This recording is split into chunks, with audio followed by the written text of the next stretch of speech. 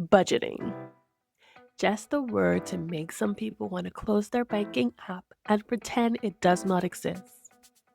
Maybe you've tried it before spreadsheets, apps, restrictive rules, and it lasts all but 2 weeks, or maybe a week, or I don't know. Maybe it didn't even stick. Maybe you never tried it before because you felt overwhelmed, or you felt like it was impossible with what you make. My name is Gwyneth, and this is The Encounter. Today, we are talking about budgeting. Not the kind that makes you feel restrictive or panicked or overwhelmed, but the kind that actually gives you freedom. Let's get into it. Welcome, listeners. Welcome back. And if this is your first time, welcome. I'm glad you're here with me today as we dive into budgeting. I know that the thought of budgeting or the thought about talking about your finances sometimes leaves you in a chokehold. It makes you feel defeated already when you think about the mountain of bills or obligations that you have financially, and you think about what your income does. You think about that little check. You think about the end of the month. You think about rent and all of these things. Honestly, it just makes you want to give up and not look at the money. Just let the money do what the money does. And that's not good. But you shouldn't feel embarrassed or you shouldn't feel as much emotional weight as you've been feeling.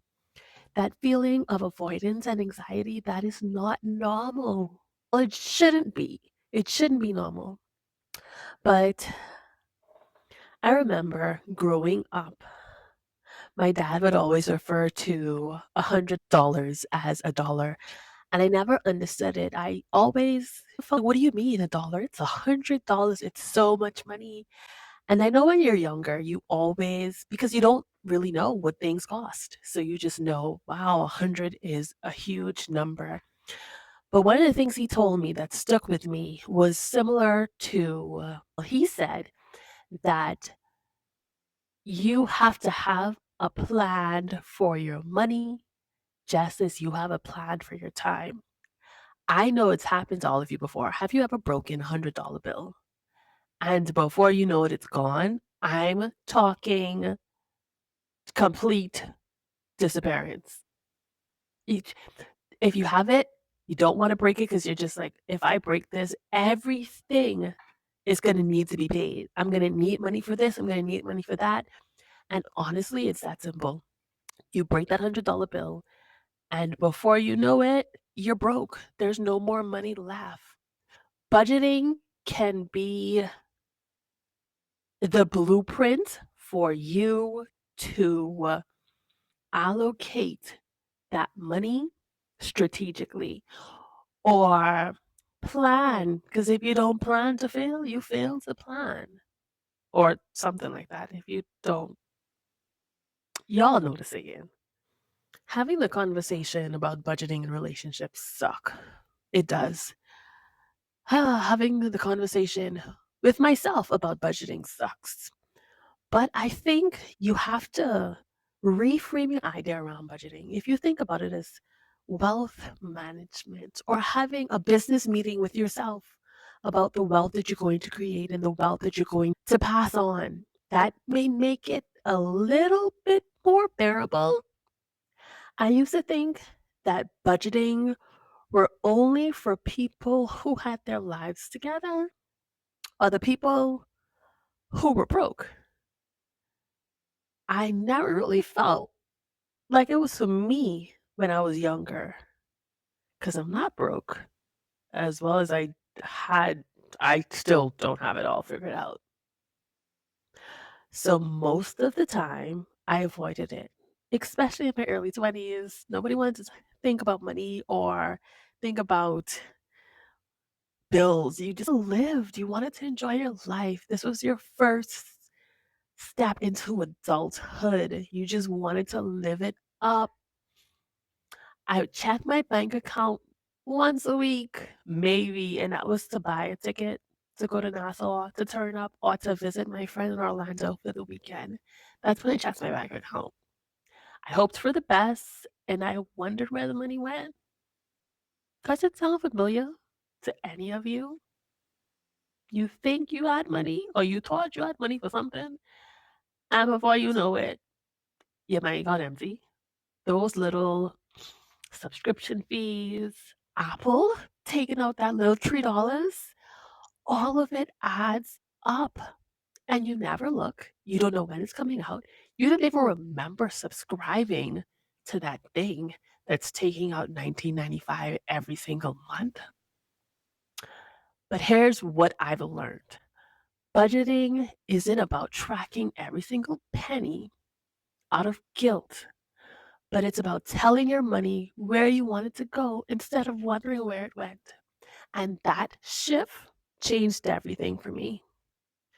I've read tons of financial books. I've read Instant Millionaire. I've read um The Richest Man in Babylon. I've read them all, most anyway, and I actually enjoy reading or listening to audiobooks about finances and wealth generation. My new two two favorites is What Would Rockefeller Do? If you have not, you need to. That book. Oh my gosh, so much gems. Maybe at one point I'll talk about the gems, but that's not what we're going to talk about today. And there's another book. I think his name is Garrett Gunderson. I'm not entirely sure, but he is the author of What Would Rockefeller Do and Killing Sacred Cows. Absolutely 10 out of 10 must read books. Another one that I have just finished, or I think I'm close to finishing, it is called I Will Teach You to Be Rich. And one of the things that stood out to me in this book, unlike all of the books that I've read in the past, this author is telling us that pinching pennies or trying to save the pennies will not save you dollars. Like I mentioned before, this isn't about restrictive living. This is about intentional living. The analogy he used was pick the things that design your budget, design your wealth, design your plan in a way that emphasizes the things that are important to you. So, quite frankly, simply asked, what would your rich life look like? And when I think about that, I'm just like, what do you mean? What would my rich life look like? So I sat down and I wrote a list of things that I thought I would have when I'm rich and what I would do with those things and how that would look. And surprisingly, it is not a whole lot different from the way that I live now, the things I have now. I think the biggest thing about budgeting is you need to ask yourself, what do you want and why do you want it? It's so easy to get into consumerism and following the trends and buying things that you think that you should have because you're aspiring to this level of freedom or you're subscribing to the latest hip thing or the latest, I don't know, whatever you must have to live this life so you think that you need. But I admonish you to think about what your rich life looks like. What does freedom look like? What does alignment look like for you? It's not all the same for everybody. And honestly, for me, it's the simple pleasures, being able to live on the water, being able to walk to the beach, and it's literally the simple things. But this helps you to approach this strategy that is budgeting with freedom, openness, ease, and honestly, a light heart. Budgeting is permission, not punishment. A budget gives you permission to spend what matters to you without guilt on the things that matter because you've already covered your priorities. Money follows value, not anxiety. Your budget aligns with you and what you actually care about. So stop feeling like this is something chaotic. You want to Rearrange all of the things that you think a budget is going to restrict in your life.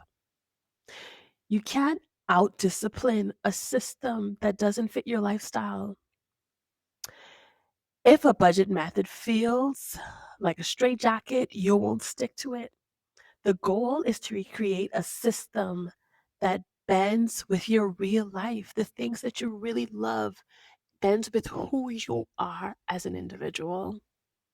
Okay, so we're going to talk about three budgeting methods today. First one is called, I just want to make a disclaimer, put a disclaimer here that I didn't create any of these, but these are the things that I've learned that worked for me in the past and is working for me now. So the first one is called the 50-30-20 framework, or the 50-30-20 method. This is best for beginners who want to simplify budgeting for those who feel overwhelmed by the details. So what you want to do is categorize your salary. Before I get into the methods, let me backpedal a little bit. You need to know what you have and you need to know where it's going. Before you can delegate or instruct or create a plan that works for you, you need to know what is costing you, what is treating your finances, what you're paying on, what monies are you burning through, and where are they coming from? What are the things that you're aimlessly spending money on? I want you to pause here, or you should already have your phone or a piece of paper or something. Jot down all the things that you know you have coming up. Jot down all of your bills. Jot down who you owe, how much you owe them to the penny. Do not estimate, do not guesstimate, guys. You need to know what you have. You need to know where it's going, and you need to know why it's going there, okay? So what I want you to do is list all of the money that you spend, all of those little miscellaneous dollar hair, $3 hair, juice and chip and soda and candy, whatever else you spend your money on. You go to Sephora unplanned and window shop and end up swiping your card for $50 on some skincare, all of that. I need you to jot that down because we need to know what's happening to the money. And honestly, just the thought of auditing your life in this way can be overwhelming and scary. So you may not be able to do it in one sitting, as well as it may take you a few days to remember all of the things that you're paying for or to want to open the mail, to check the banking app, to look at that credit card statement. Trust me, it took me all about 2 weeks to actually still myself enough to put pen to paper to see how bad it really was. And it was pretty bad. And the worst of it, I didn't know what the hell I was spending all that money on. I honestly couldn't tell you where the money was going and what it was going to. I just know that I had it one minute, then I didn't. And so seeing it written down on pen and paper was difficult. I tell you, like emotional spiral. But fast forwarding to the methods. So for beginners who don't want to feel overwhelmed by the details, you want to use this method. It is super easy. You want to cut your salary up in categories with percentage. 50% goes to the things that you need, 30% goes to the things that you want, and then the other 20% goes to savings. So needs are utilities, rent, grocery, minimum debt payments. These are the things that you need.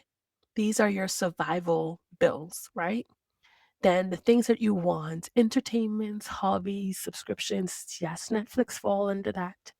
That Canva subscription, all those things. Hulu, Disney, all those things, those are wants. Dining out, eating out, drinks, chilling money, those are the things that you want. That should be 30% of your budget. And then 20% of your budget is your extra emergency fund, extra debt payments, retirement, just your savings. That is that extra 20%. Now, this is simple, it's flexible, and you don't need to track every single penny. Once you start off categorizing these things, you know what you have after you take the 50% out. Don't play yourself. Take the 50% out first and then do the 20%, and then whatever's left will fall into that 30%. That once, yeah, make it seem rigid in the beginning because the cost of living may be high and it fluctuates a lot. And maybe your cost of living exceeds 50%, but this is a start. So you see where you are and you see indeed if you're living above your means. Let's categorize our stuff, guys. The second method is the zero-based budgeting. And this is best for people who want full control. They want to know and see exactly what is happening. For those who want to pay off their debt aggressively. And the concept is simply this. Is your income minus your expense, and that's it. Your income minus your expense. And how it works, you want to list all of your income for the month. Assign each dollar to a category, the same as before, the needs, the wants, the savings. Debt, giving. Categorize what every single dollar will be going to, and then you want to track it throughout the month and make adjustments where needed. It's complete, it's visible, it's intentional, but this definitely requires more time and more consistency. So this isn't something that I would tell you guys to do for your first time around. The last one I'm going to touch on today is the 80/20 approach. You pay yourself first. And this is best for people that hate tracking, those that want to build savings quickly, and honestly, anyone who wants simplicity. This concept looks like 20% of your income automatically goes to savings. You do that first. 20% goes to savings, investing, and paying off debt. That is what you do when you get paid. 20% goes to savings, income automatically. Automatically. The other 80% covers everything else. Very minimal. It prioritizes your future. It's not hard to do. So I personally like this 80/20 rule because, in all honesty, I hate the idea of having to work so hard for the entire week. And the first thing I do is pay bills. Bills are going to be here regardless. But by tracking and knowing where the leaks are and what are the things that I'm paying for that I don't necessarily care about. If you're paying for a subscription on Netflix and you don't even have time to watch Netflix, or you don't really care to watch Netflix, or something else that you're paying for that you don't use or you don't use as frequently, just cancel the subscription. It will save you at least $20 a month. So find out exactly where the leaks are. Find out exactly where your money's flowing and cut off what needs to be cut off and then build from there. Take 20% of your income first and pay yourself. That makes you feel good. You want to put your savings in there? Maybe you can do 10% for savings and then another 10% for needs, wants, things that make you feel good. I don't know, but do what feels right. Do what is easy and honestly do what is effortless. I won't say get into the full breakdown of trying to categorize every single dollar because it can get discouraging over time. But simply, first step, know what you're paying for, know where it's coming from, and if you don't care about it, stop paying for it. First step. Second step, when you get paid, pay yourself first. Take out that 20%. Take out it. Future you will love this. Take out that 20% first and allocate that in a very strategic way and then use the 80% to cover the rest of your bills. That is the most simple way to start a habit of budgeting that you're going to stick to. It has to be effortless in the beginning. It has to be something that is going to be automatic and something that you don't have to overthink. Okay. Another way to make this stick or to make this something that is simple to do and simple to stick with is automating whatever you can. Automate, automate. What I personally do is I automate what I can on my credit cards, and I every single week have a percentage that goes to aggressively paying off the debt of the credit card as well as paying off in full whatever I automated for that month. So instead of paying my utility bills from my checking account, I pay them from my credit card, and that money's already allocated to completely pay off, and then I pay aggressively on that credit card. So whatever you can automate it so you don't have to think about it. It's super easy to set up automation in your banking app. If you're not sure, call customer service. Give yourself some grace. The first month is never perfect, and the adjustment is going to take time. Check in weekly, not daily. 5 minutes on a Sunday to do a review to prevent any surprises or to pivot as you need to. We're going to start off slow and controlled, something that's not going to cost you any more headache. These are the things that I've implemented that I've seen grown in leaps and bounds over time. Stewardship isn't about hoarding.